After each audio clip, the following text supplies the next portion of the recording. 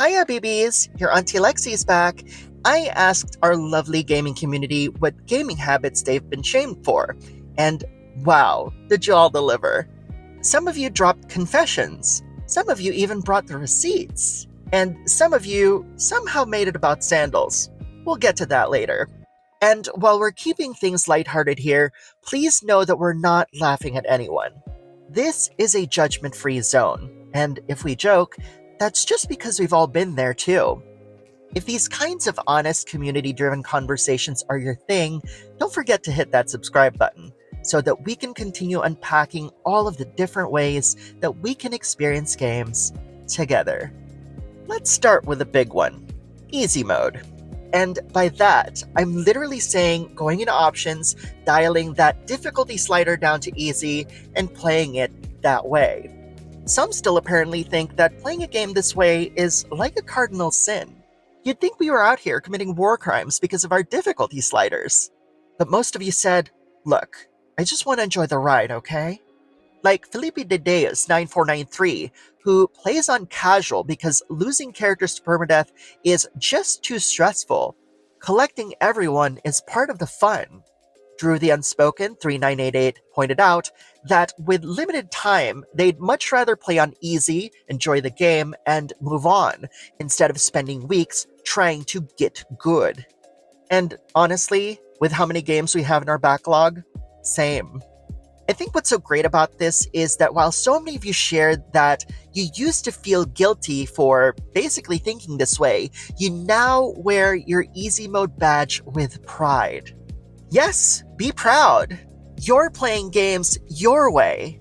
Besides, while those other people try to shame others for playing games however they want, here you are, actually finishing games and putting a significant dent on your backlog. Then there's this weird stigma about using strategy guides. Like, if you're not figuring everything out completely on your own, you're somehow doing it wrong. For some of those people, consulting a walkthrough means you somehow didn't really beat the game, or you spoiled the experience, or you cheated the challenge. It's like there's this unspoken rule that using outside help makes your playthrough less valid. But a lot of you push back on that.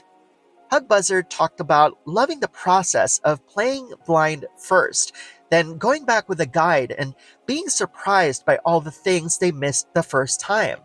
Noel Hiles 5570 said they used guides for those long RPGs because if you're only going to have time for one playthrough, you want to make sure that you see everything.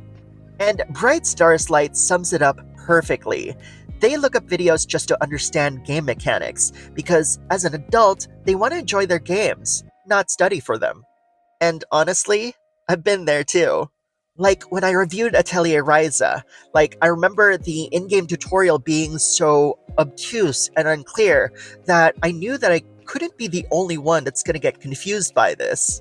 Since I played it before any guides existed, I actually decided to make a guide myself, and pretty much, in effect, fixing what the game didn't do properly. Sometimes a guide isn't just about taking shortcuts. It's about making the game playable in the first place.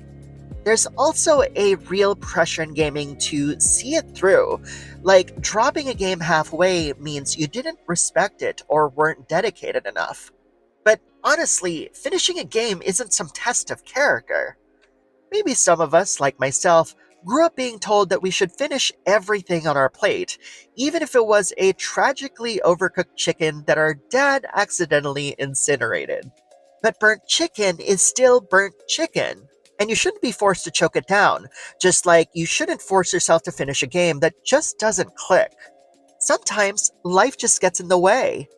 Talkerbot TJJ talked about feeling judged for not 100%ing games, but said that they're learning to stop when they're satisfied, even if they haven't beaten every boss or found every secret. Sanfrito shared that they feel a bit guilty about not finishing Xenoblade Chronicles, even though they've tried on multiple platforms. It just never quite worked out. And David Harper Jr. 7063 mentioned getting flack for not finishing or even liking popular games, as if that somehow makes you even less of a gamer. You don't owe a game your time just because you started it. If you had fun, if something resonated, that's enough.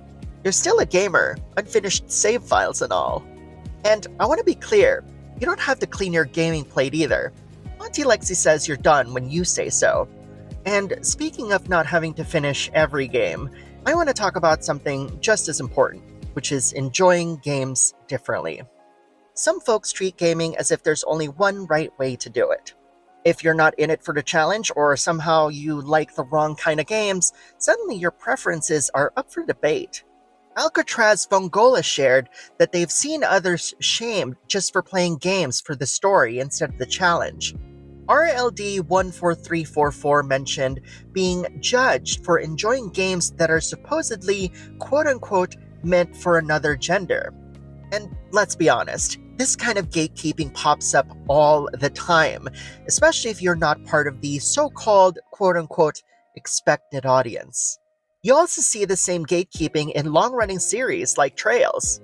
With 12 games and 4 story arcs, newcomers actually have several developer-approved entry points. But some fans insist that you must start with the very first game, which is only available on the PSP and PC as of this recording, even if you'd much rather play it on a console. The argument is always about context, but for someone just trying things out, that's asking them to care about lore that they haven't even experienced yet. Instead of welcoming new players, this attitude just intimidates them and keeps them out, as if being a Trails fan who played games from the very beginning to current is some sort of rite of passage. The most that you're going to get is a pat in the back and, of course, this so-called context. But by the end of, playing through 12 games, you really think it'll be worth it for those people? A lot of people have said no, and by the way, a lot of them have given up midway. And when every mention of starting elsewhere is met with a flood of replies insisting of the quote-unquote right way, it doesn't encourage newcomers. It overwhelms them and continues to push them away.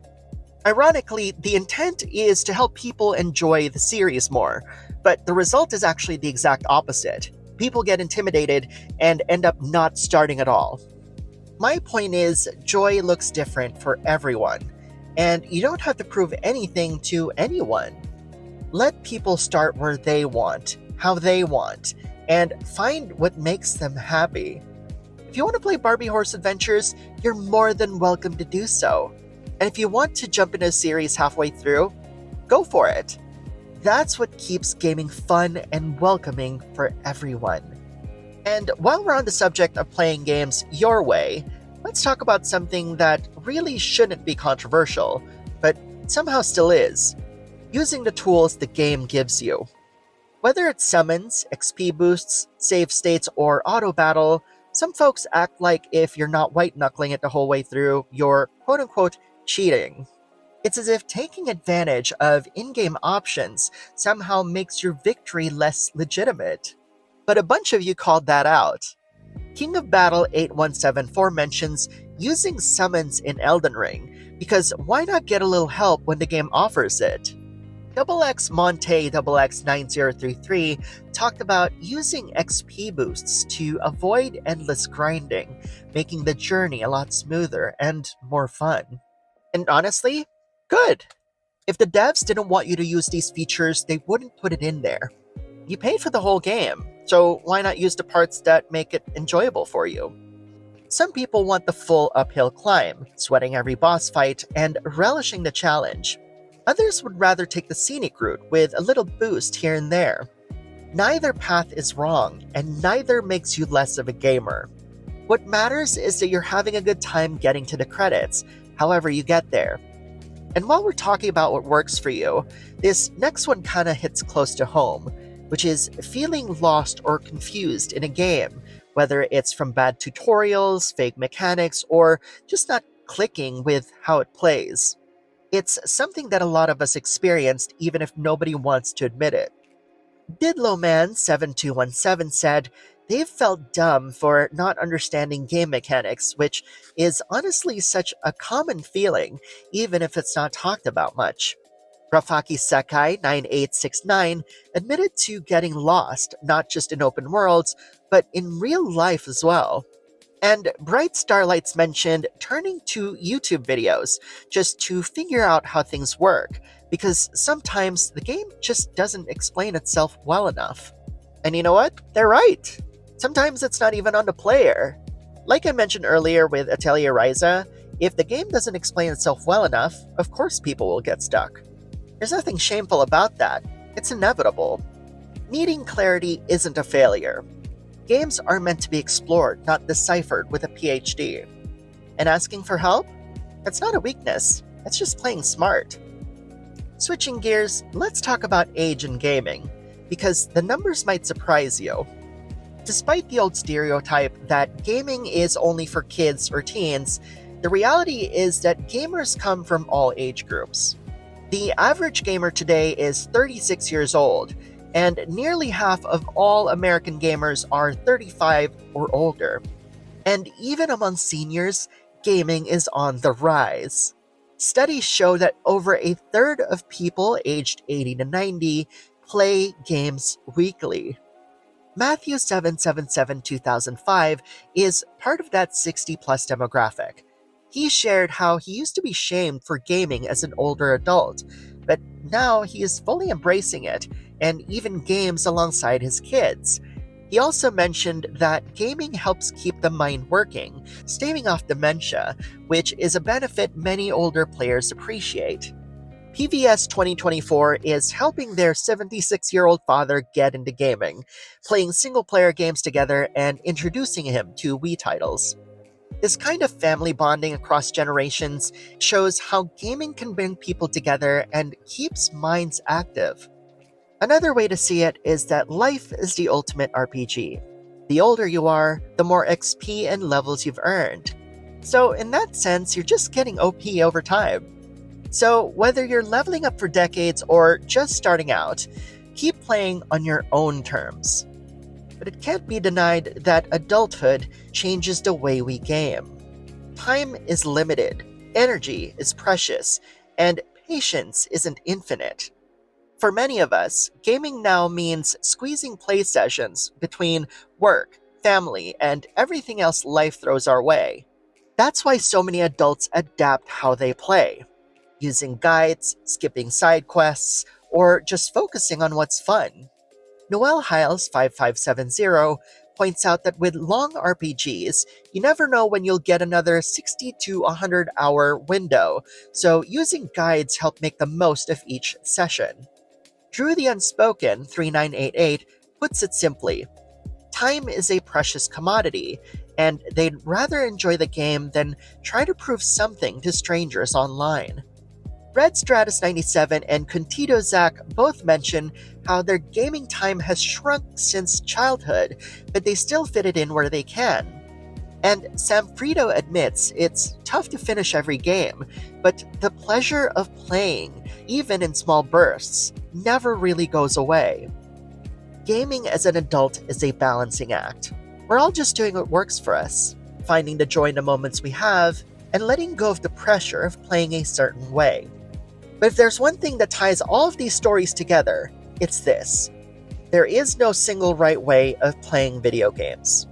Whether you use guides to save time, play on easy mode, focus on story, or just squeeze in a few minutes between work and family, your way of playing is valid. Gaming isn't an exclusive club with one set of rules. It's a space for everyone. People get shamed for all sorts of reasons. For using accessibility features, for playing with their kids as an older adult, for not finishing every game, or for just wanting to enjoy the story.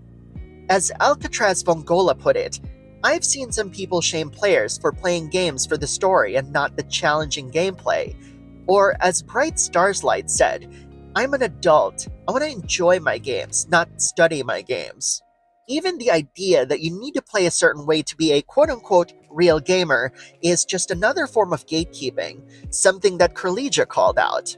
I've also seen someone discredit people for playing Persona 3, Portable or Reload, with full party control since it wasn't the developer's quote-unquote intended vision.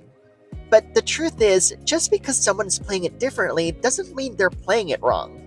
If a game needs to be gatekept to be kept valid, quote unquote, then maybe the gate is the problem. Play your way and let everyone else do the same.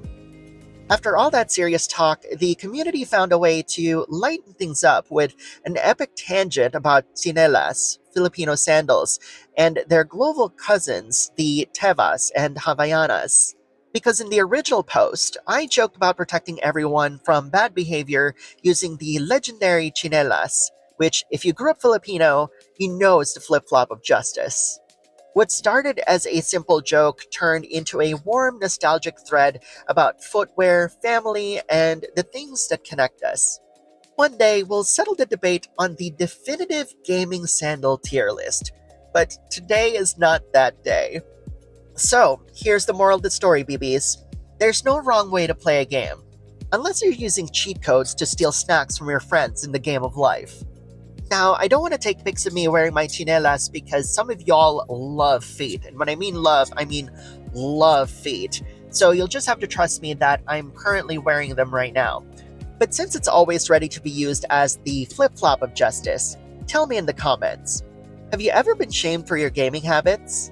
How did you deal with it? Or are you still working through it? No judgments here. We're all just leveling up together. If you want to keep this conversation going, join my Discord at dsc.gg/backlogbattle. We talk about games, life, and all the weird, wonderful stuff in between. Plus, we give you a cute little star every time you beat a game, no matter the difficulty. And if you'd like to support a trans creator trying to make heartfelt and thoughtful videos like this one, join my Patreon at patreon.com/backlogbattle. There's some fun perks too. Thank you very much for watching, and I'll see you in the next video.